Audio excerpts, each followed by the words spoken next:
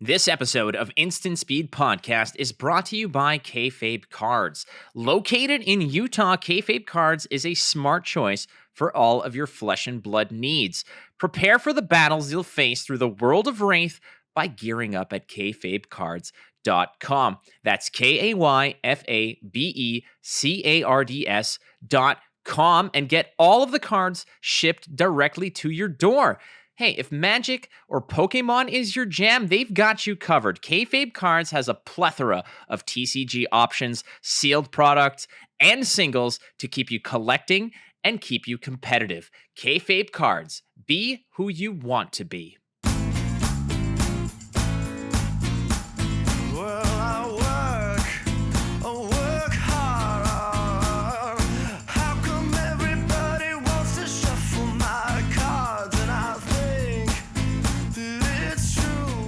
This is the Instant Speed Podcast, episode number 68, and it's always brought to you by Kayfabe Cards. Our guest today is Kayfabe Cards. Can you believe it? Yeah, Team Kayfabe Cards is going to join us for a discussion today, but before that, let's get to the quick facts. Not a whole lot going on right now. The bans and restrictions and all that other nonsense are well behind us. ProQuest Season 3, Gonzo. We know that Pro Tour 3 is going to be in Baltimore in April, but before that, we've got Indianapolis. Yes, Indianapolis. The Calling is going to be going down at SCGCon in Indianapolis between February 3rd and 5th. I will be there. I will be playing my first ever Calling for a CC, and I'm super excited. Even though my boy Oldham did get a little bit of the shaft, we're going to be out there playing nonetheless, so I can't wait to see you. If you see me there, big high fives, hugs all around.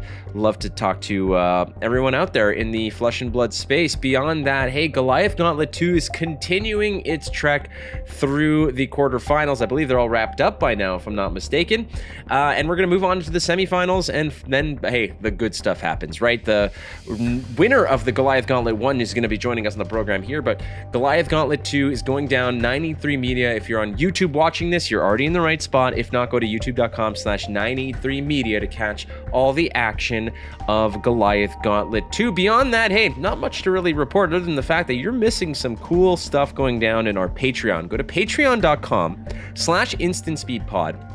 Why, you might ask? Well, as little as $1 a month, you can support me, the podcast, and everything ISP is looking to do is bring you some great content. And we've done some revamping of it as well, including the Go Again segment that is now a Patreon 2 Plus exclusive. Now, why do you want to get Patreon 2 Plus exclusive? What are you missing in the Go Again segment? Well, you're missing a lot of viewer or listener questions submitted that get answered. It's all uncensored, so we get a little rowdy in there. Plus, we throw a lot of shade. There's a lot of spicy little nuggets in there, and I don't hold back, we'll say. So you definitely want to check out our Patreon and get access to not just that, but you can get the podcast early, ad-free, as well as getting some of my blogs and articles written there. But hey, we've got Jonathan Job, the owner of Kayfabe Cards. We've got Majiinbae, aka Caleb Van Patten, our Goliath Gauntlet 1 champion, and Peter Buddensiek, battle-hardened winner, Kayfabe Cards player, and Goliath Gauntlet 2 competitor, all here on ISP. ISP is proudly supported by BCW Supplies. Yeah, all my cards, they fit snugly into a perfect fit, and then we slide them right into an Elite 2 sleeve. Those cards, hey, well, they're resting easy and protected in my Deck Vault 100. Ooh, it's a nice one. Well, all of my spiciest gems, well, they're on display in my Z Folio LX. Yeah, you could treat your collection with love by going to bcwsupplies.com. Use the code ISP10. Get 10% off all of your orders. Oh, yeah. And hey, maybe cards might not be your only thing. Are you into coins, comics? Maybe you want to show off your record collection? They've got you covered. Use the code ISP10 at checkout for 10% off your BCW Supplies purchases. BCW Supplies. Protect, store, display. The Instant Speed Podcast welcomes one of the most fearsome teams in the Flesh and Blood competitive landscape. It's led by our guest, Jonathan Job, but also touts such names as Dalen Mack, Austin Yost, Brian Basoko. I know I'm pronouncing that. I'm butchering it on purpose. But also our other two guests, such as Peter Buddensiek and Majiinbae, aka Caleb Van Patten. I know you don't like it when I say your whole name because it's awkward to you. It's weird. It is kind of weird, right? But welcome, everybody. How you guys doing? Doing great, man. Thank you very much for having us on. Really appreciate it. I'll just assume that the rest of you guys are fine. Oh, yeah. It seems all right. You guys are definitely rocking the gear, which is great. And we're going to get into a lot of the nuts and bolts of what makes a team, what a team does. It seems like such an odd concept because it's such an individuals competition thing, but we're going to get into all that later on. I want to just open up with the fact that obviously Kayfabe Cards, and those who know me know that I love wrestling. I've been a fan of wrestling my entire life. When I learned about Kayfabe Cards, I was like, this seems like something that I'm all about. So, Job, as the owner of Team Kayfabe, as the owner of Kayfabe Cards, the location, etc., how did you land on Kayfabe Cards as sort of the brand? So it's really interesting. It's fun. It's a double entendre in its own way. First of all of the owners here, we were big wrestling fans. And so coming into it, we were trying to think of a name and everything else sounded really generic. We're like, dude, let's do something fun that sets us apart. And that if people see our logo, we did the luchador and everything like that, people are going to remember that. It's something different that you don't see a lot of people doing. And there's also a lot of, wrestling fans in the card industry. And so we thought it'd be a good cross promotion. But the running joke is, if those who don't know what kayfabe is the storyline behind wrestling. So, if somebody gets hurt in the ring or, but they're not actually hurt, or they're telling, like if there's a beef between two people and there's no real life beef, that's all called kayfabe. And so the running joke is that kayfabe is life. Since no one actually presents who they are at all times, we all tell little stories and present different areas of ourselves in life. And then when you come into my store, you want to be part of reality, but you want to escape reality at the same time by playing these card games that we immerse ourselves in, where, we're wizards or guardians or brutes or, whatever hero we choose to represent that day. But at the same time, we know we're still playing a real card game. And so, we kind of get to be this part of ourselves that we might not get to be in our work and our everyday and stuff like that. But at the same time, we get to have fun and just have an enjoyable experience. I like that because you tell me, you say like, hey, listen, like our motto, our mantra is be who you want to be. And that really kind of drives it home, especially with the kayfabe aspect of this. And I know that everybody who listens to me knows that I try to inject as much wrestling into my commentary style, as much wrestling into sort of the references that I make, etc. Were you two, Peter and Caleb, Majin, were you two wrestling fans prior to this? Majin, I don't know if you were at all somebody who like grew up idolizing Scott Hall and doing that. No. Nope. The only wrestling experience I have is the old like PlayStation 2 games. Those were we played them so much though. But no, I hadn't even watched wrestling until I was at a tournament with the Kayfabe guys, and we went back to the Airbnb and they put on wrestling. Fun. You know what? I should like just bust out random like trivia questions for you guys, like as we go through. Peter, were you a wrestling fan growing up? So like I watched WWE for like 8 years when I was young, right? And, I'm a big John Cena fan, but he doesn't like wrestle really much anymore. But yeah, no, I watched a decent amount of wrestling before this, but I've actually come back to it because like I didn't watch it for like 3 years. And then like for like when the Shield broke up, I was like a big Shield fan in WWE, and then they broke up, and then I like stopped watching because I was like, I don't know, this is the only thing I liked at that time. So I've come back to it because I heard Cody Rhodes came back, and I just watched the Royal Rumble, so that was nice. Hey, no, it's really fun. It's really fun. Props to Gunther, because I knew nothing about this dude, and then I became an absolute fan of this guy, because everybody who got into the ring, he would just square up against and was absolutely fearless. I'm like, the guy looks like an absolute douchebag, but I was like, I am such a Gunther fan because he is like the ring general. I love this guy. Yeah, he was the WWE UK champ for many, many years. What a legend. And Brian Basoko, also from Team Kayfabe, we watched the Royal Rumble together, and nice. Yeah, he was talking. He's like, I like this guy when he was named like Walter or something like that. Walter. Yeah. It's just so what a name. I know. Strike fear into the hearts of people. It's Walter. It's like, okay. Sounds like a Disney character. part of this, Job, I got to mention, is the fact that when Peter refers to it as WWE and not WWF, like, I grew up watching WWE, like, okay, you're bad. No worries. Yeah. All right, quick question for you. This is for 1,000 points, but only 1 point for Job. Okay. All right, Majin, who is the Heartbreak Kid? No idea. All right, 1,000 points down the tube. Job, for 1 point. It's Shawn Michaels. Okay, all right, perfect. All right, well, we're gonna keep cruising on here. The bans and restricted announcements have come through. We all kind of just waxed poetic a little bit about this prior to recording.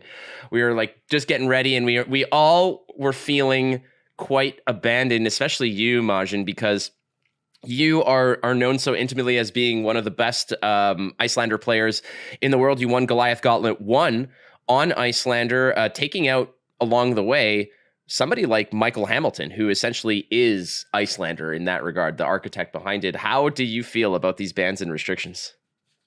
Feel hurt. It's like targeted, right? I feel abandoned and betrayed. Yeah, it's kind of brutal. I actually really like, so like from an objective point of view, I do really like the bans because Hypothermia does really unfair things in Icelander, and Amulet of Ice is like such a band-aid for so many matchups. And so I do like the bans, but from a subjective point of view, I don't like them very much at all. It makes me very sad. Yeah, kind of feeling that way. Lost my Winter's Whale. Hypothermia, I couldn't care less about. But Pete, you're on. You play a lot of Fi, from what I understand. A lot of Fi. Yeah, you weren't able to sidestep this ban and restriction announcement. It seems like this was all out to get Team Kayfabe, because between all a lot of Team Kayfabe, everybody plays either Oldhim, Icelander, or Fi. And Pete, now you don't have Belittle. What's your thoughts on the bans and restrictions? So I think it changes a decent amount. Winter's Whale obviously was like, we're going to see the ramifications of Winter's Whale and Oldhim for a long time, right? I think when I looked at it, if they were going to change Oldhim in any way, I thought it was going to be Crown of Seeds or it was going to be Winter's Whale. I actually, outside chance, Spinal Crush I thought could be banned just to like hinder both of the Guardians, because like Spinal Crush really doesn't do like a lot of the things that I see in like Fab wants. But Winter's Whale left. I think you're going to see the ramifications of that for a lot, like deck building, ice count. You have to play. It's the real cost of playing a one-handed weapon plus the shield now, because your weapon kind of sucks now, right? And then I looked at Hypothermia. I think Hypothermia at instant speed was like really the game changer with Icelander. Being able to flash that in, like when an embodiment of lightning happens in Briar, made that matchup like such a favorable matchup for you, right? And then Amulet of Ice just takes every matchup and makes it good. Like you want it in aggro, you want it in control, you want it against the Guardian, like everything's good, right? And then Belittle, a lot of people don't like Belittle. It allows you to cheat out like resources pretty easily, make those 4 red hands into basically 3 reds plus a blue from Belittle. I was actually starting to play red Minnowism in Fi like as a one of, because I kept having so many times to where I like blue pitch play Belittle, and I'm like, if I had a red Minnowism right here, I think I'd just like kill you with like the extra +3. But Belittle getting banned is actually probably pretty good because it allows you to cheat on so many blues. Like I think I was playing like 10, 11 blues in Fi at one point, and you were just like, I have 6 Belittle. Like I'm basically playing like 17 blues, right? And you shuffle them back. And you shuffle them back. So it's like you pitch like 4 to the bottom, hit 1 Belittle, shuffle them back. Now the allocation is back in your area. So it's that card was pretty bonkers, even if you don't look at it as like a really power, like a 1 for 3 isn't like that good, but a 1 for 3 that makes it so you always hit your blue pitch and get a cheat on resources and play more threat intensity is like insane. So that getting on is like pretty good. I still think that Fi is still the best deck in the format, but like we're here, we're here. That's the kind of that's where we all settle, is at the end of the day, Majin, well, you're here on Icelander. Like you're gonna do. I don't have the time to get reps on other things. That's the problem. So we're here. Like for everybody who's going to Indianapolis, like I was thinking that all this time I invested moving up to ProQuest season, like to me, ProQuest season was the appetizer for the main course. Correct. Mm-hmm. Yep. And now for all of us who are just kind of left in the dust, like all the players out there who are like, well, nothing affected me. Like I'm still rolling Rhinar, or I'm still rolling this, or I'm still rolling that. Like everything else seems to get like better by comparison.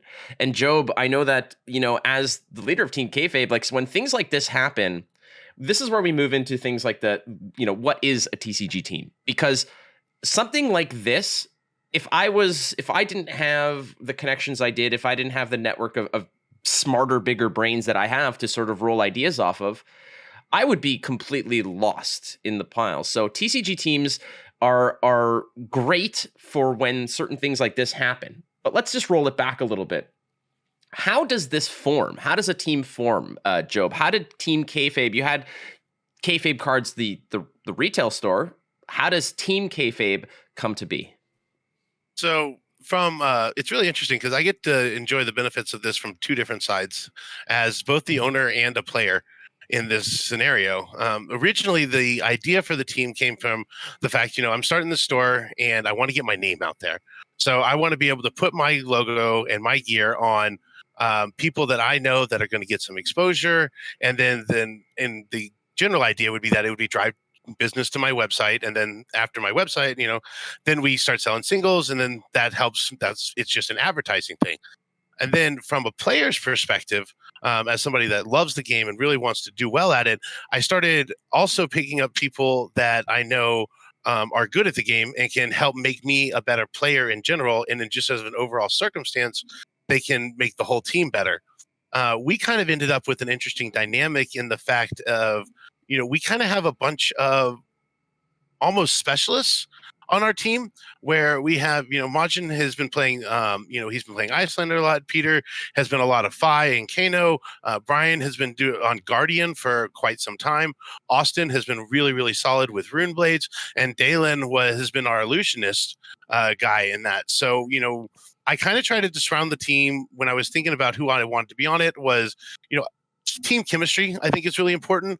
So, I got to know all these guys. I've known Brian the longest and Austin as well. And so they were kind of the first two when I got on there. And then, I started to get to know Dalen. We're both Texas boys through and through, and, that kind of thing. And then, then we started testing a little bit with Majin. And then I knew Peter from Vegas, where I lived there for a little bit. And I kind of saw a dynamic in which all these guys would work well together. And at the same time, they're open enough to understand that, hey, cool, if all of a sudden the Guardian deck becomes the best deck, Brian probably has the most reps with it, and he's going to help us find good lists and everything like that. But we're all good enough that we could kind of pivot, even though we do have specialties. If somebody comes out and hands us and goes, look, dude, I'm, 1,000,000 with this deck, or, I've just been absolutely smashing it. We all can kind of pivot into that situation, even though it might not be necessarily our first choice if we were playing on our own. Which is what, the real benefit of the team is that, when you play on your own, a lot of times you kind of get locked in, okay, cool. I'm an aggressive player. I want to try and find the best aggressive deck. And I don't have enough time to put in the reps to, test all the Guardian and the Wizards and, whatever else it may be.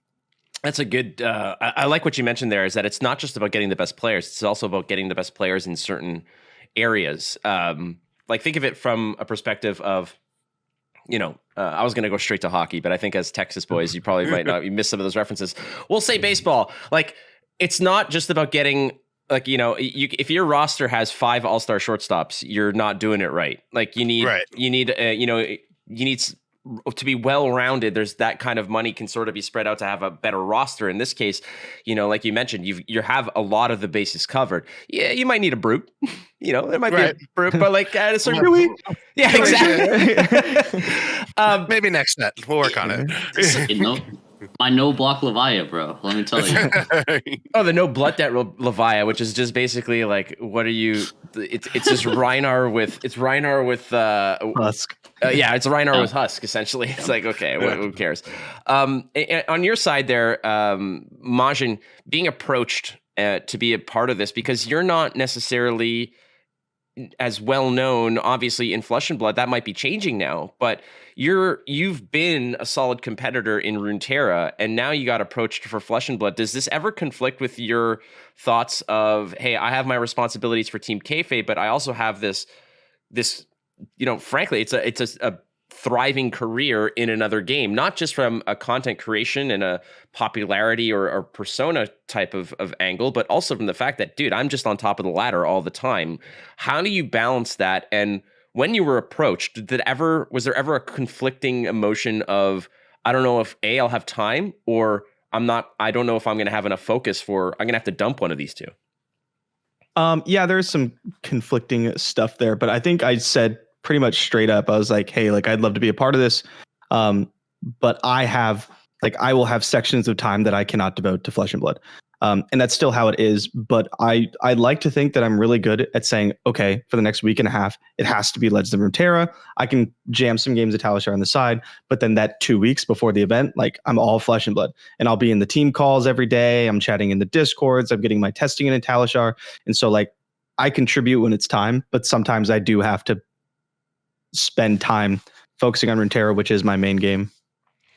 Peter, did you ever, prior to Flesh and Blood, what were your other major games, and how do those games necessarily kind of translate? Like I've had this conversation with many pros about translatable skill sets from other games, but sometimes it's just hard when you have a ramping mana base, for example, or drawing lands. But there are translatable skill sets that you've developed in other games. What were those other games that you played, and what are you peeling from that experience? So I think I started playing card games in like 2018. I played Hearthstone in the back of my business class in high school, and just never paid attention. Then my friends brought like Magic starter decks and were playing, and then I felt left out because I didn't know how to play the game. And then I learned how to play the game, and then I played Magic until like right after we came back from COVID. I was playing Magic, and then got introduced to Flesh and Blood. And I think the translatable aspect of like Magic is being able to like maximize turns and maximize like multiple like 2 to 3 turns setup, right? I think that's like really important in Flesh and Blood as well, because a lot of the time you're playing like a 4 hand versus 4 hand kind of game, but in Magic you can be playing like 28 cards if you're playing like a combo deck, like if you play it correctly, right? So you got to understand like a lot of 2-card combos and a lot of like 4 to 8 card combos that can like really put you ahead. And I think that's what was most translatable for me, especially because in Flesh and Blood I kind of equate it to like you already have like 4 to 5 lands out, and in Magic, and you're like, okay, time to like try to win the game, but it's like every turn. I like it. All right, this one is for this. This question is 1,000 points for Majiinbae, 1 point for Joe. No. I don't know how to include you, Peter, because I'm gonna say 200 points for you. Oh, Jesus. All right, Majin, I'll let you have the first crack at this for 1,000 points. The wrestler temporarily known as the American Badass is better known as what? I have no idea. Peter? I feel like is it Cody Rhodes or All right, it's minus 200,000 points for you. Jesus Christ. 200,000. It's also not Jesus Christ. No, he was not known as the American Badass. Or was he? I guess, unless you're, what is it, Mormon? I think they believe that Jesus was American. I'm not sure, but Joe, for 1 point. That'd be my boy Taker, baby. Yeah, it is the Undertaker. Yes, it is. All right. I've given you every. It was the Kid Rock song. That's what he came out to. American Badass. That was his entrance music. Yeah, he came out on a bike every time, motorcycle. It's not my generation. I'm gonna be honest with you. I think Raw 30, the 30th anniversary of Raw just occurred, and he came out. Taker came out first with the Taker music, and then the American Badass music. So caught everyone by surprise. Yeah, incredible. All right, so. Perfect scenario, like the perfect table setting for this next question, is the fact that we just got nailed with bans and there's a major tournament coming up. As a team, Joe, how does a team prepare for an event like this? Because most people who are going to Indianapolis are probably going to Indianapolis, maybe practicing with a friend or two or this or that. They're not getting in the kind of same wide berth of reps and knowledge that a team would have. How does a team prepare for something like the Calling Indianapolis? So we actually, as a team, I think prepare a little bit different than most other people do, in the fact of, at the end of the day, when it comes down to it, we all gather and we talk about our ideas and we figure out, like, hey, we like this and that. But we also have our own different groups outside of the team that we talk to a lot. Like, we're in a couple other Discords. I know that Peter does some work with the Cali people and things like that. And I personally have always been under, there's always been this kind of stigma around teams of, oh, we have all this super secret tech. We're not going to tell anybody. What we do is all on our own. No one else can know anything. And I've always just believed that the more knowledge you have, the better you'll do. And so, when I've had, I've had other members of the team ask me like, hey, can we talk to anybody about this? Or, hey, what do you think about including these people in our playtesting? Or, and I'm like, dude, let's go for it. Like the more minds that we can get out there, obviously if we find some sort of, broken combo or something like that no one else has really noticed and that we think it might give us an edge in a big event like a calling or a pro tour, we're going to play that one a little bit closer to the vest. But as far as just like general testing goes and like, moving cards in and out and, when you're just especially we all are professionals. We all have, careers and we all have jobs and everything like that. I mean, as much as we'd love to sit around other than Majin and play card games, 10 hours a day. So some of us have to do other things. And so when we can get out there and, get everybody else and just, it just decreases the amount of time that you get to it. Because I remember when I first came up and I was playing on the Magic Pro Tour and, that's what I was doing. I was playtesting with my buddies. And when I got to the Pro Tour, I would see all these things that the pro teams had gotten to that were ideas that I had, but I just didn't have the time. I was probably 2 to 3 weeks of testing away from it and they had gotten to it. So like the big part of the team and the testing and the preparations is that when you have people like, and especially help us with matchups. Because when you have somebody that is a really good Guardian matchup and you have someone that's a really good Icelander matchup and stuff like that. And so if you are playing the other side of it and you're like, hey, man, I'm struggling with my Icelander matchup. What card don't you want to see? Like what card makes it really hard for you to win the game? And, if you're playtesting against your buddy, he might not have that in-depth knowledge. And a lot of times you get into a bad spot where it's what's called inbred playtesting, where you start playtesting on how to beat your friend. Where you're just like, oh cool, I play my buddy all the time and I beat him, therefore my deck must be amazing. Well, you kind of don't even realize that your playtesting is skewed because you know how your friend's going to play. So you start making plays that are going to lead him into plays, especially if you're the better player, and you start realizing and recognizing. So when you have all these different members of a team, what it really does is it forces you to get outside of that normal box. It forces you to have different opinions and different things. And, you have to think about it. And that's one of the things I think so important about team chemistry is the fact that you have to have everybody that's willing to listen. If you have people that just think they're better or like, no, this has got to be the way or, whatever it is, then you're just going to end up in these holes that don't really go anywhere for anybody. I think that humility has to be one of those, core values or core assets that the players on a team have to be ready to be wrong. But at the same time, I feel like, I've practiced so much with a lot of great players. I've been lucky to have that option. And oftentimes, like if I'm practicing with somebody, I want to learn. It's not about winning and losing at this juncture. It's more so about understanding why something is better than something else. And I like a lot of the frustration I would ever feel is not about making bad plays. It's about not understanding why they're worse. But,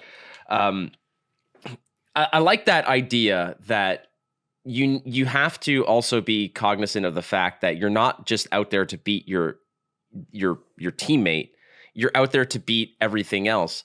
And what I like what you said was, it's one thing to sort of broaden your perspective and bring in more ideas and be open to it and share ideas.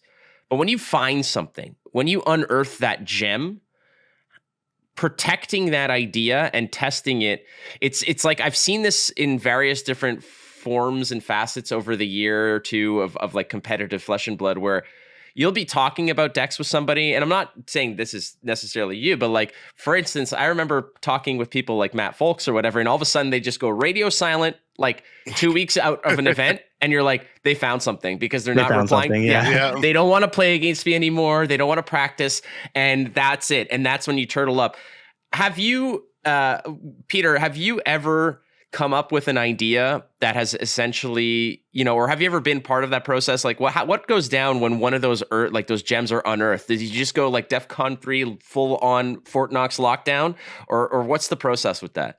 So I actually had the opposite thing happen to me. So we were testing, like with me and the Vegas guys, we had like like when I won the Battle Hard, we were testing the Blossom of Spring Fi like pure combo deck right before heading into Worlds in Battle Hard in Dallas, and I was asking people to test with me because I didn't know if the deck was like good, because like we had such a kind of like an inbred meta in Vegas of like, because there was like 9-5 players at the time, and we were just trying to get like incremental value and trying to like win a little bit more every single game, right?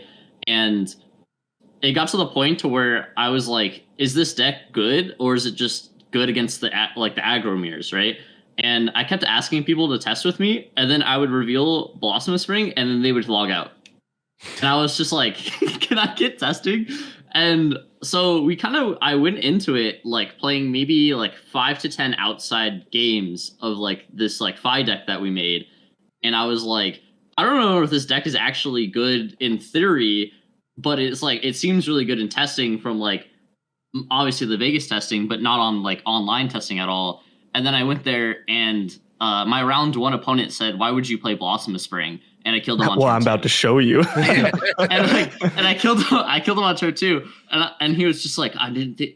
He was like, that card basically another card, and I was like, yeah, it's a resource. Like it's a resource to play Artivore. Like it's like what it's used for, or like a resource to play Belittle off a 4-card hand. Now you have a 5-card, you 6-card hand, right?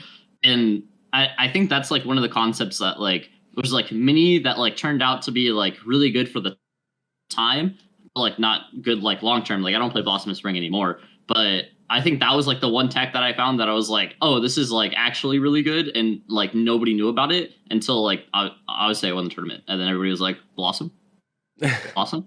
And that's a great example, kind of like this was Peter. Unfortunately, it was before he was part of the team, but that would be one of the things that like if he had found it on the team, and then the rest of us were testing it, and then we had all found that oh god, Blossom of Spring combo deck, okay, this is amazing. Like that's what is a perfect example of something that we'd have been like, all right, cool, we're gonna keep this, let's keep this close, we're gonna test within the team, and then at the tournament we're gonna start showing people Blossom of Spring, and they have no idea what's happening. Yeah, that's My favorite. yeah. Sorry, okay.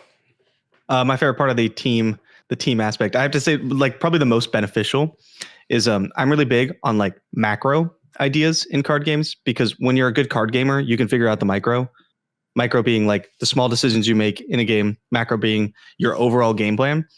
And it's really easy to make really good small decisions. It's a lot harder to make small decisions that go towards your bigger plan. But when you have a team of people who are dedicated to a deck, who have a lot of practice, and whom you trust to be like good, I can say, hey, Brian, I'm picking up Oldhim. I don't know how to play the Dromai matchup. Give me 3 sentences on the macro. And he'll say, blah, blah, blah, blah, blah, blah. Make sure they don't blah, blah, blah. And you go, okay. And then that saves me 20 hours of testing, because now all my micro decisions are so much easier because I have this game plan that I'm working towards. And if I didn't have that resource, I'd have to figure it out on my own, which would take a lot of trial and error. I'd have to jam 10, 20 games of Dromai to like polish that up. But my team already knows, so I get to like borrow from that wealth of knowledge.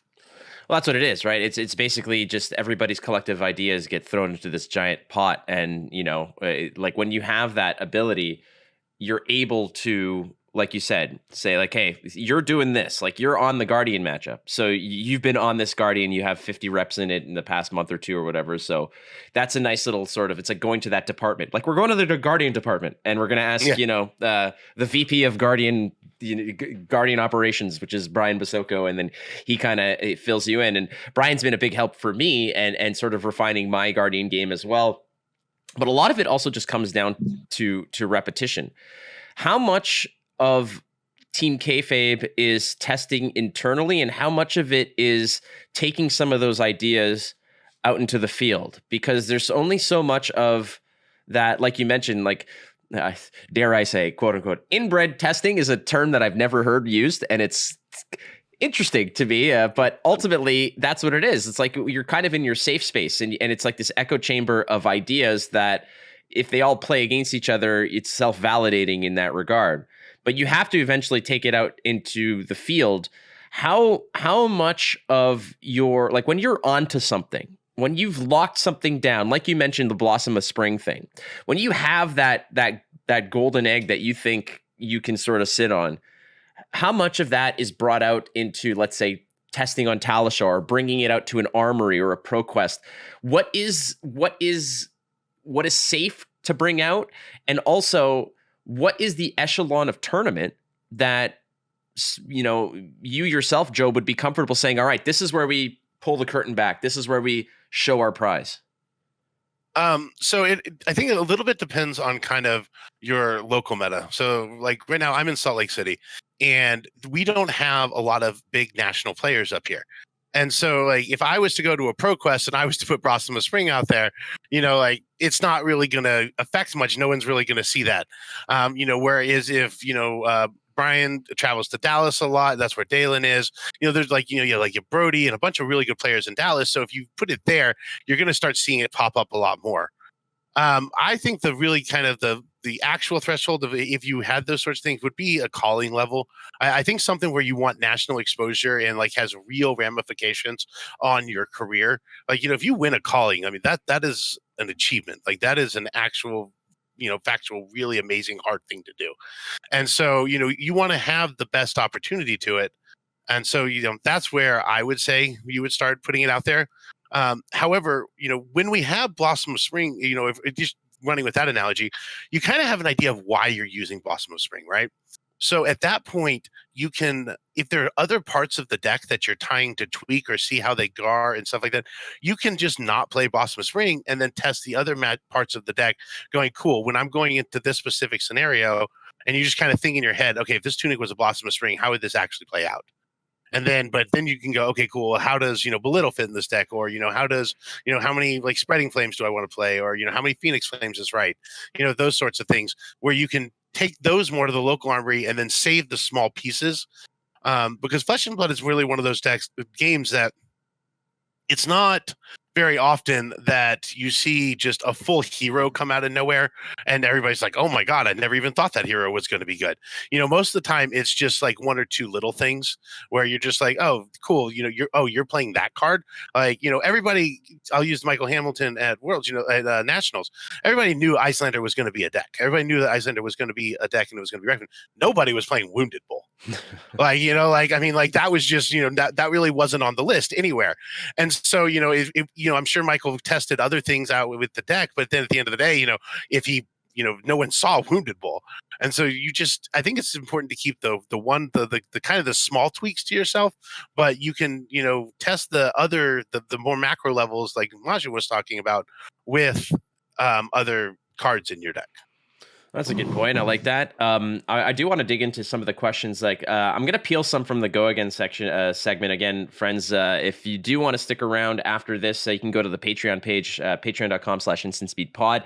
The Go Again segment is questions submitted, but there's a few here that that were repetitive or similar that I think are worth talking about on the main show here.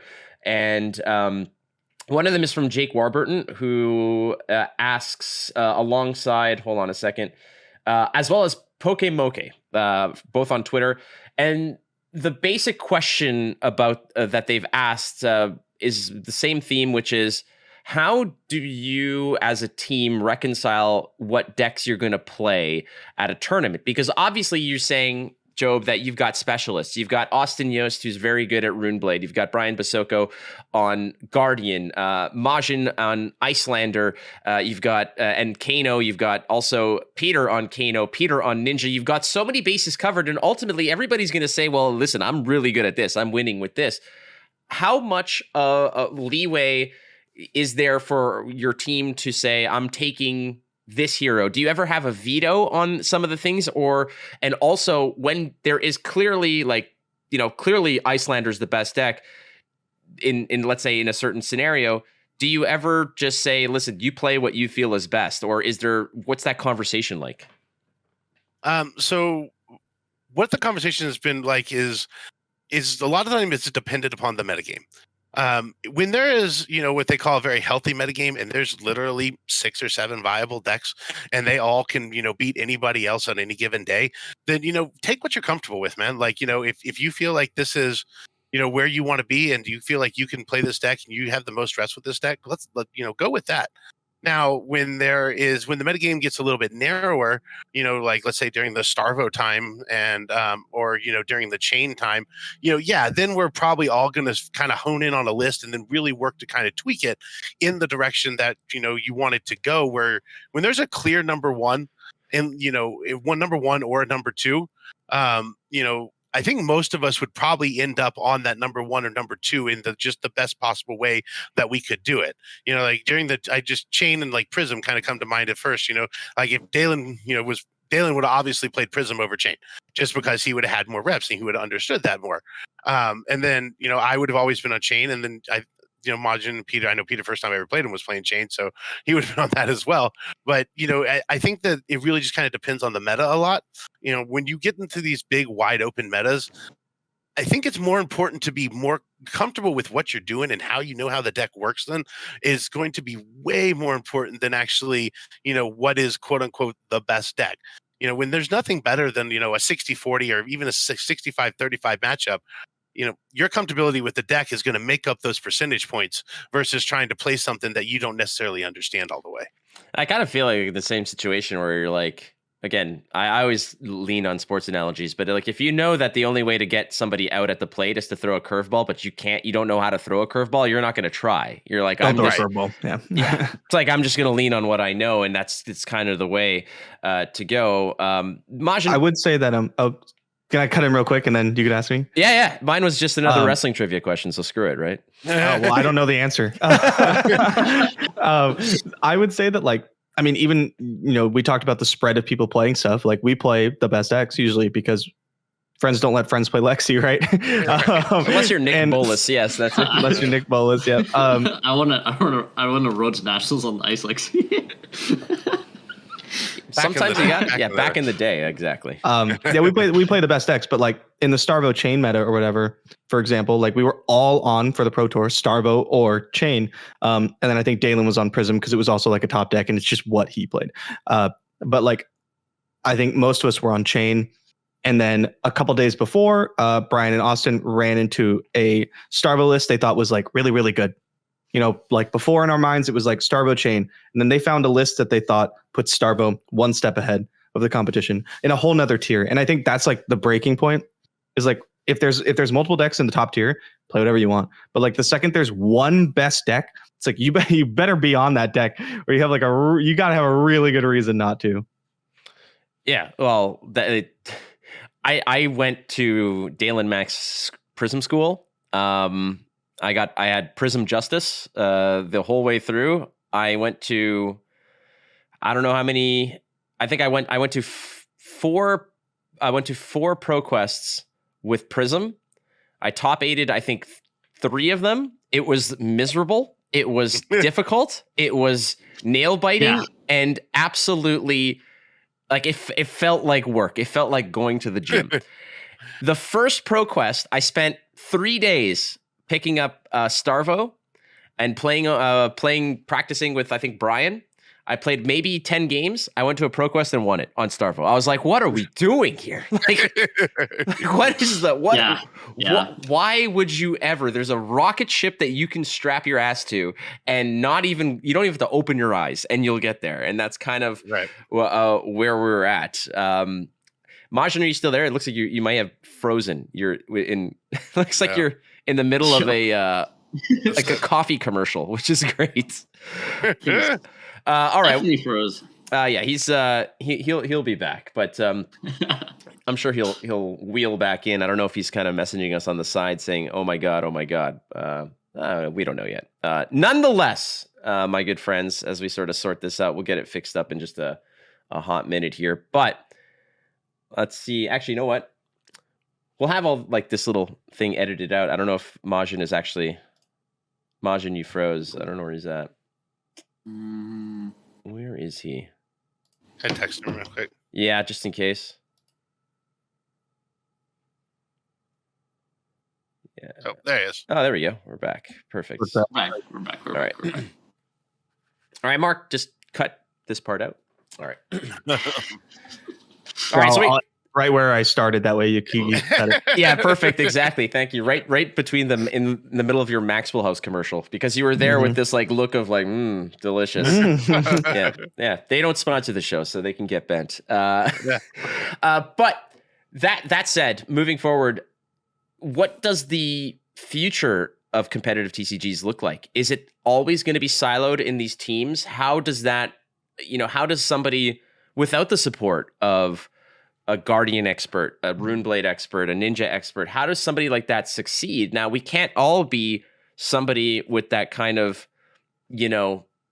once in a lifetime kind of mentality like somebody like Brody Spurlock has. Brody Spurlock is on a different planet. Brody Spurlock is somebody who legitimately, picked up the game, practiced at his kitchen table, with his mom, and then went and just started dummying battle hardens like they were nothing.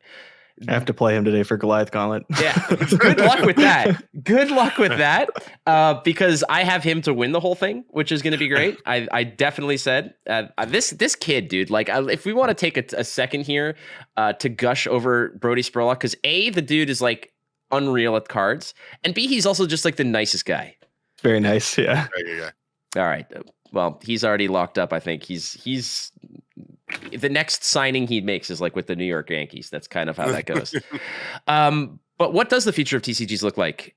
Is it siloed into teams? Will the random person who wants to make a play be completely outgunned? What do you think it's going to look like, Joe? So yeah, I think the future of TCGs is going to be with teams. It's just I've tried to ride that solo life, and I've seen, and you every once in a while will see. I know in Magic it's happened a couple of times where just somebody that tested on their own and did a lot of theory crafting, and then their theories were right, and then they did well at the Pro Tour or won it or stuff like that. But it's just it's hard out there all on your own, man.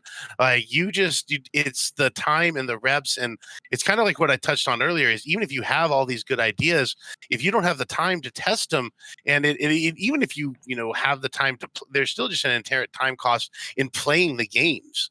Like even if you don't have anything else happening in life, like you just don't have the actual physical time, because a lot of things are happening really fast. Like the banning coming right before Indy. If you're on your own, now you have, a week to try and, pivot or move or figure out what you're going to do next. And a lot of the times, traditionally, sets have come out maybe 2 to 3 weeks before Pro Tours. And so, those are format defining and they can shift everything. And so, just being out there on your own is hard. And I understand that a lot of people don't have the resources or the ability to find good playtest partners or teams and things like that. But a lot of it has to do it's interesting. I've seen a lot of it equates kind of to me to like a League of Legends or a Rocket Leagues or video games like that, where if you're climbing the solo queues and you're doing really well by yourself, a team's going to take notice. And then the team's going to, be like, oh, hey, why don't you come, start playing with us a little bit? Why don't you start doing some scrims? Let's get you on there. And so, that's kind of the path of the solo person, I think, is the, let's get out there and win a battle harden. Let's get out there and, do something like that. And then the major teams or, whoever is going to kind of take notice and go, man, all right, who's this guy? All right. Maybe he's somebody that we want to add on. And then that is how you get to go to the next level. I think people would be surprised when they see these people winning all these Flesh and Blood tournaments and stuff, and they're not wearing, I don't know, maybe like a sick ass hoodie or like a jersey or a t-shirt that says a team name. Like these people have teams. Yeah. It may not have a name, but like these people have their 4 or 5 like trusted friends that they're playing with and they're testing with. And that's just how it is. Like I've said for a long time that TCGs are secretly a team sport. It's just like the inherent advantage is so massive. I think to a degree, like it sort of just becomes a team sport with whether people realize it or not, because even you who's listening to this, who's not sponsored by, Kayfabe or there's the card guys, like we just played in a team-based tournament where they're like, all right, we've got like 57 teams. I'm like, pardon me, I thought there were like 7, maybe 8. And then they're just like, yeah, we've got like a 16 bracket where there's all these teams. And I was like, okay, you may not see them because they may not have the branding. They may not have that kind of approach to it.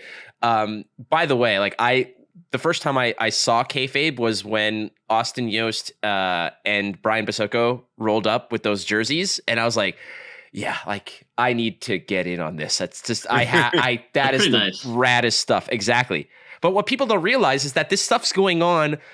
It just kind of, it naturally evolves to that, because even if you're not associated or sponsored, you probably have a group of about 3 or 4 people that you reliably play with, test with, and bounce ideas off of. That's a team. It might feel minor league, but the basis of it is the same. The premise of it is that you want to pool ideas. And what you're saying, Job, is spot on, because when the time crunch is real and you don't even know what freaking heroes you're going to play, to have a core stable of like 5 or 6 people to say, everybody roll your specialties or what you think is right, and we're going to see how those perform, and we're going to start honing things down. Peter, for you, do you ever feel like, give me an example, let's say, of how being within a team as well structured and as disciplined as Team Kayfabe, how has that improved your game? What have you learned from your teammates that you probably would never have picked up on your own? I think a lot of it is just how other people see the game. I think one of the biggest things is understanding like how metas are going to develop, because I can have my own ideas and thoughts about it. Because like personally, like going into this meta, like I have my top 2-3 heroes that I think people will be playing at this calling indie, like post bans. But talking to other people around the country really puts it in perspective of what other people are actually thinking. I see like a lot of discourse online of like what like some people think are like viable right now, and then I look at like our team chats and I'm like, okay, here's like what people say online, and here's good players. Okay, so what are the good players thinking, right?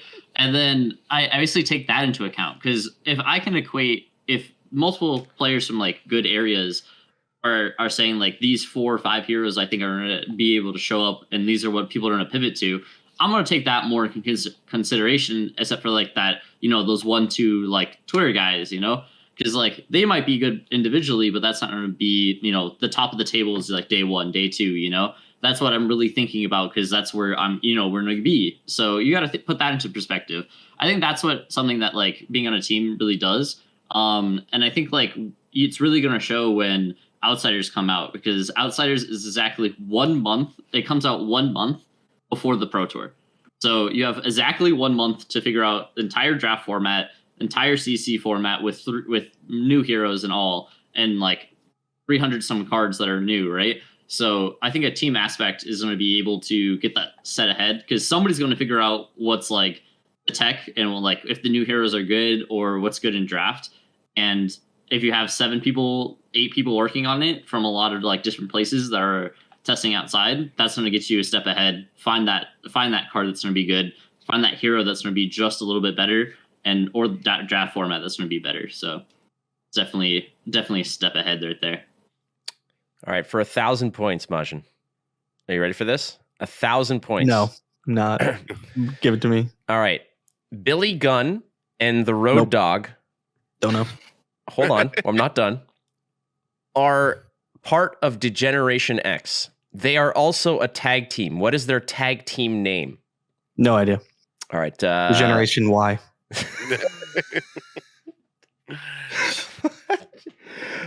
Peter? I have no idea. Job, for 1 point. I can see them. Wait, Billy Gunn and Road Dogg. I'm actually drawing a blank on this one. Oh! You got me. I'm drawing a full-on blank. Oh no. The New Age Outlaws. All right, cool. You're right. Shouldn't have done that one. Well, like for the record, you left 1 point on the table. Majin is currently sitting at 3,000 missed opportunities. Majin, the last thing I want to touch upon here is like, Peter, you talked about this, is the fact that, getting games in and getting reps in and is one thing, but you want to get games in against good people. And Majin, you've spent your entire career of gaming, at least especially with Runeterra, playing ladder. And one of the things that I always kind of laugh at is that whole mentality of like, yes, it is one thing to get a large sample size, but if your large sample size is coming from like Talishar and like you just, export the spreadsheet and look at win rates. It's like, okay, well, look at it. Azalea's got a 59% win rate. Like, why are we? That's clearly the best deck. How do you navigate that, Majin? I mean, I want your opinion of this, of what is good data, what is bad data, and how to sort of sort through it, because you've done this on some of the grandest stages where there are literally, tens of thousands of games queued up every day. So the data is just pouring through. How do you parse through what is pretender information and what is true legitimate data that you can kind of peel from and maybe lean on? And where does the team in that regard kind of help you out on that? Well, I do have a ton of experience in it. Like you said, Runeterra ladder games, there's so many, and we have all the data on it, and it's real time. And so I keep a very close eye. I check like 2 data sites, my own, Master Runeterra, and then another one multiple times a day, every single day, just to keep up on like any pocket trends, current trends, anything like that, something performing outside of the norm, be it good or bad. But we have a thing, or like you probably heard this for Flesh and Blood, Talishar win rates aren't real. People just say like Talishar wins aren't real. But I want to kind of like step back from that, because they are real, but you have to take them with like a huge amount of salt, right? Like when I look at someone who's, let's say that like Bravo is really crushing like Briar on Talishar or whatever. Well, I might go, okay, yeah, but these games don't matter. And that is like kind of missing the point. But if you take the data and go, okay, maybe the way that everyone is approaching the matchup. Now, I just picked 2 random names. I know that Bravo loses to Briar generally. Maybe the way most people are approaching this matchup is not quite right. Let's try something else, right? Like if 2 people just play a normal game, what this means is that this hero will likely win more often. So let's change it up. I'd like to point out Icelander versus Dromai here, because in Talishar, that matchup is unwinnable. Dromai curb stomps Icelander. And that's what people will tell you. They'll tell you Dromai can't lose to Icelander. Now, my win rate with Icelander and Dromai in like ProQuests and callings and stuff is close to like 85%. But I play the matchup very differently. I play the matchup so aggressively that I bring in Crown of Providence to filter a dead hand, because I can't have one, right? Like I don't Coronet Peak, like none of that stuff. I play Metacarpus nodes, like right, like and you're going face. Because I was able to look at the data, look at what everybody said, and realize this shit doesn't work. Like we have to do something else, right? So I think that kind of data can be really important, even if it's not the best data. It gives you a great starting point, and that's what I use it for. Part of it is also, and this is something that I've had to reconcile myself, is practicing against the best in the world, or like I have that privilege of, of practicing with some of the best players in the game, and that has improved my skill set absolutely. But I also understand that 99% of the people I'm going to play against are not even approaching that level. So, and every day I'm rolling 3 to 4 hours on Talishar. I'm rocking games. I'm really trying to improve, but I don't think that it's lost time. I don't think that there's no benefit to it, because I think that you have to practice against players who are going to make suboptimal decisions, and that might change your game plan. And, one of the best things I always hear from players, and this is probably a poker thing, is, well, I would have won if he played correctly. That is like the biggest cop out. And Job, I know you play a lot of cards, you play a lot of poker. Is there? I want to sit at the table with those guys. That's my favorite thing. And like, this is the thing. Well, and if my grandmother had wheels, she'd be a bicycle. Like that's kind of like the same kind of thought process. Job, is there value in playing against inferior players? Yeah, absolutely. I always, every single deck that I think about taking to a tournament, I always do what I basically kind of dub the scrub test. Is if you're going into a 9-round tournament in day one, more than likely for your first, if you're trying to start out 4-0, your first 1 to 4 rounds, you're going to play against anybody. You could literally play against anybody. And if you take this deck that's just so finely tuned into the metagame that you can't, and well, if I get to the back end of this tournament, I'm just going to crush everyone. Well, what happens if you start out 2-2? You know, like what happens if you just start playing so far outside the metagame that your deck can't beat anything? Like every deck that I play that I take into a big, large tournament, especially like a calling or an open invite tournament, you know, it has to be able to beat the randos. Because if it doesn't beat the randos, you're never going to get to the good players. I have a really interesting anecdote for this. Oh, I didn't mean to cut you off though. Go ahead. No, you're good. Now, with that being said, when you're going into something more where like an invite tournament with like a pro tour and stuff like that, where you're going to be playing against better, higher quality opponents starting from round number 1, then yeah, your deck doesn't necessarily have to be as wide, basically. Whereas, you know, when you're going into an open invite tournament, you just have to be able to beat some random things. You know, you have to be able to get to round 4 or 5 or 6, and then we start locking it in. So in Legends of Runeterra seasonals, day 1, seasonals are currently like the biggest tournament outside Worlds for Runeterra. Day 1 is a 1,000-person tournament where you either have to hit masters, like top 700 masters, or win a satellite tournament. So it's pretty open. And then day 2, it cuts to top 32 and you're allowed to change decks. So people will come with their day 1 lineups and their day 2 lineups, and they're different. Yeah. Because day 1 lineup, you really you err on the side of just raw power, right? I just want to beat anything you're doing because people are going to do random stuff. And then on day 2, you bring the decks that like you would never play on ladder because they suck ass, but they like really beat these like 2 or 3 things that you know are going to be very popular. I like that idea. Yep. And one of the most eye-opening things that ever happened to me was at Battle Hardened Philadelphia. And keep in mind, I was well greased the night before, so I woke up feeling like absolute a bag of ass, a wholesale organic free-range bag of ass.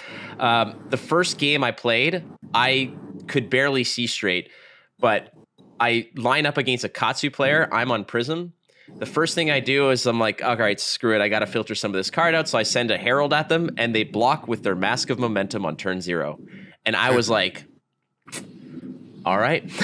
Okay, we're going to learn some shit today. Like I don't have the mind for it right now because my head is just a gong show, but we are going to learn some shit today. And oh my God, was that an eye-opening experience. When you're talking about playing against suboptimal decisions, just throwing out the mask and just being like, baby. Screw it. I was like, I don't need a headpiece. Last thing I want to get into real quick is we're talking about the future of TCG competition and how we all are in agreement that if you don't have a network, if you don't have a team that you can bounce ideas off of, you're definitely in not just a small disadvantage, you're leagues behind. But what happens then when you do have these pockets of teams? And like you mentioned, once you unearth that gem, you kind of turtle up and you start protecting that idea. But that kind of leads a little bit into espionage to a degree. And I don't want to like sort of drum this up and create drama, but sometimes there are, and I have heard stories of people who have kind of peeled ideas or have been part of testing groups that eventually have said, well, I got an idea that I'm going to take to this team or whatever. How do you guys foresee or protect against that moving forward, Job? I think really it just involves, just who's on your team. Like I said, it's chemistry is just as important. You obviously want to have a high caliber player, have a base, but also you need to have that chemistry. If you have one of the best players in the world, but they're just going to, basically stab you in the back. I don't know if you know a story. There was a story like this that happened in Versus a while back, where one of the best players was there were 2 basically dominant teams in Versus, and one of the players had agreed to switch teams and didn't tell the original team. And then literally a week before the pro tour, changed teams, told his new team what they were doing, and just basically played a card that was unplayable except versus what this other team was doing. And then he ended up winning the pro tour, and like 4 of his team members finished in like the top 16 because what a villain arc. Yeah, it's a villain arc. Yeah, and I was just so it's just basically surrounding yourself with good players and good people in general, and that have the chemistry and the desire to see everybody better. And even when you do try to play stuff close to the vest and you do have something going on, I still have had friends that are like, hey, that are going to the pro tour that don't have a team, and they're like, hey man, like, what are you doing for the Pro Tour? Can you help me out? Da, da, da.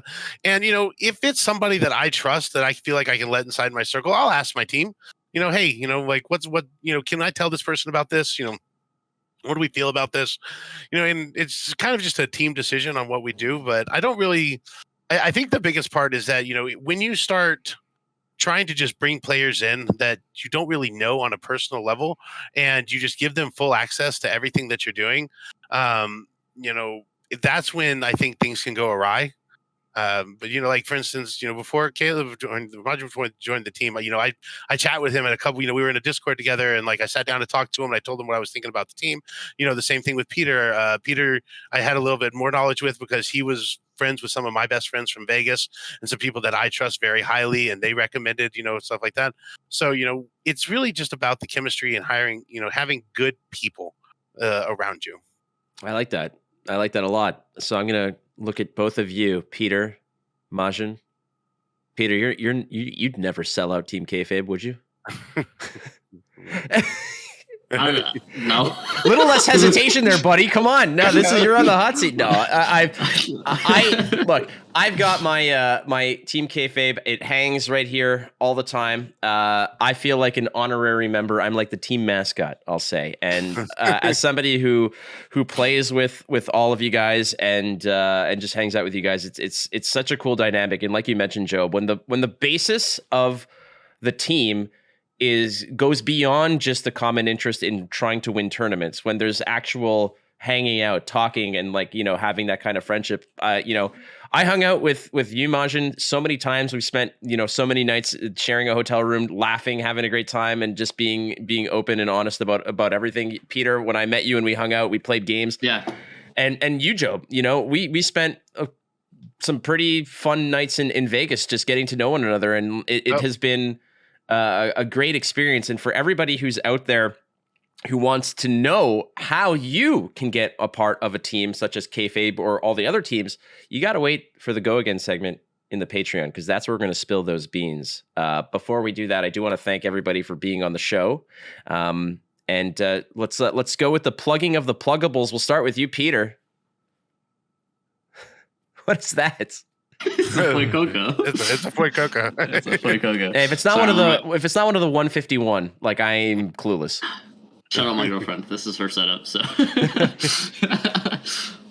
you want me to shout people out?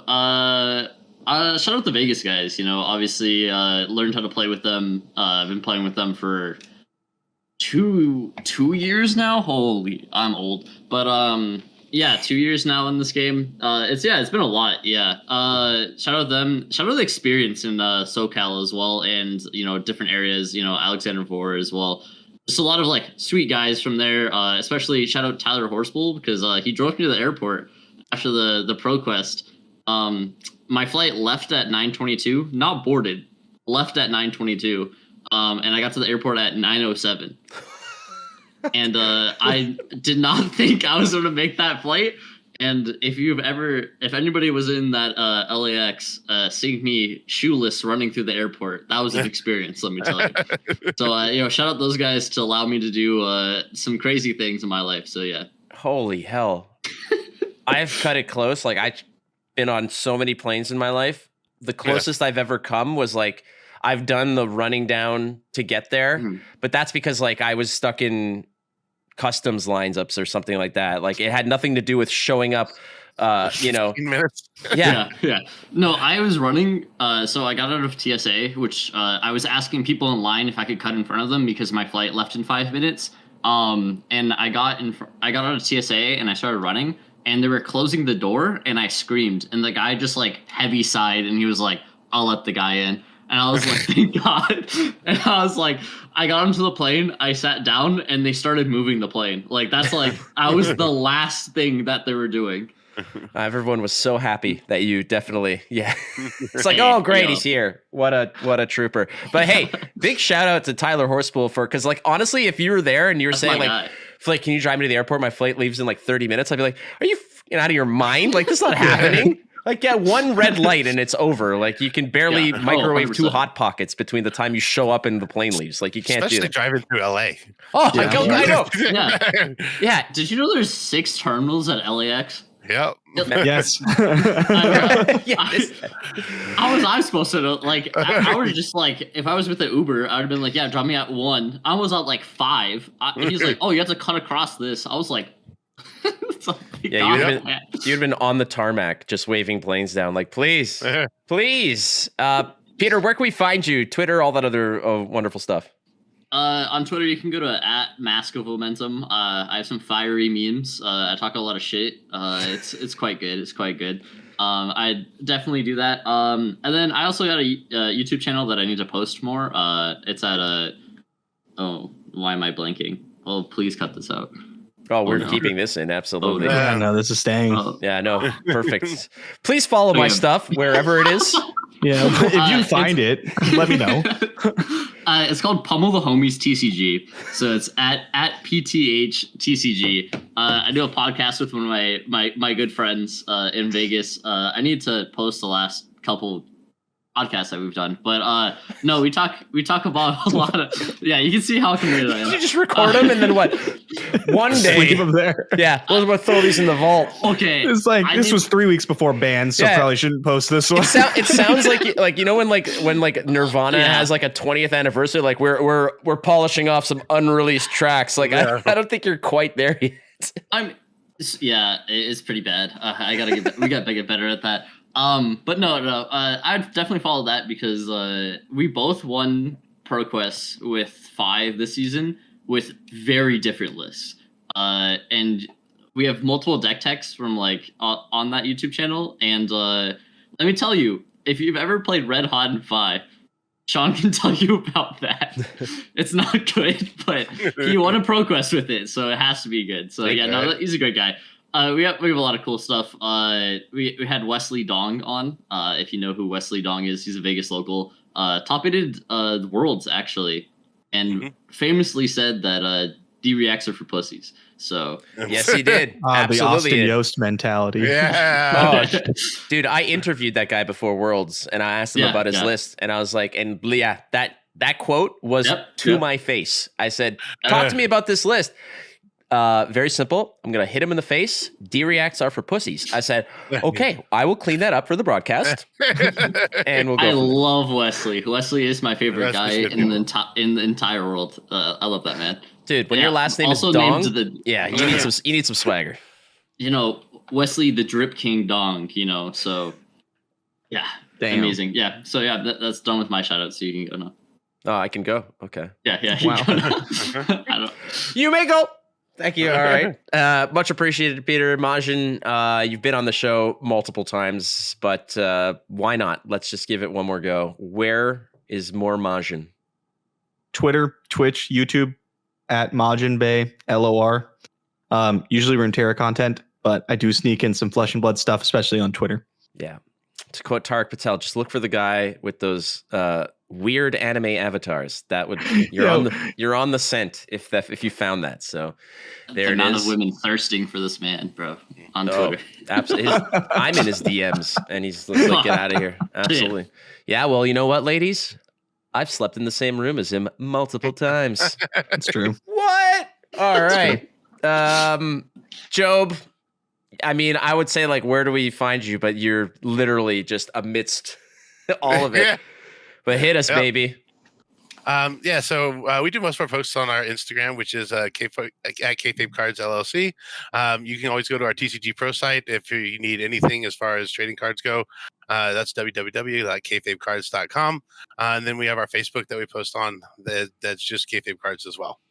And I do want to say this. I want to take the opportunity because full transparency, Kayfabe is a sponsor of Instant Speed, has been for quite a while, and it means a lot because when that went down, the conversation that we had, Job, was it led off with something that really meant a lot to me, which was you're a good person and I want to support good people, and that really hit home. And that kind of in this business, in this industry that is so cutthroat, that is so metric oriented, to hear that I'm doing something good and it's not just about clicks and numbers, that really kind of said, you're doing it the right way and keep at it. So that meant a lot to me. Yeah, I just kind of with my business approach has been that this is a pie that is big enough for everybody to eat out of. Everyone that tries to grab like an extra few percentage points here or there, dude, come on, man. Like, let's support the people that are doing the right thing, and let's, make this a wholesome community for everybody. I love it. And I thank you immensely. And I thank everybody who's listening, of course. So you can go ahead and we're going to follow this up with a spicy Go Again segment. We're going to go ahead and dig into some of the nasty stuff. We're going to ask Majiinbae again more wrestling questions because he is the ultimate authority. But friends, again, thank you to our Patreon subscribers, to our sponsors, of course, Kayfabe Cards. Forever and always, you guys are awesome. And to BCW Supplies as well. And don't forget, friends, you're not losing if you're learning. So keep playing the game. You might win. We'll catch you next time on Instant Speed.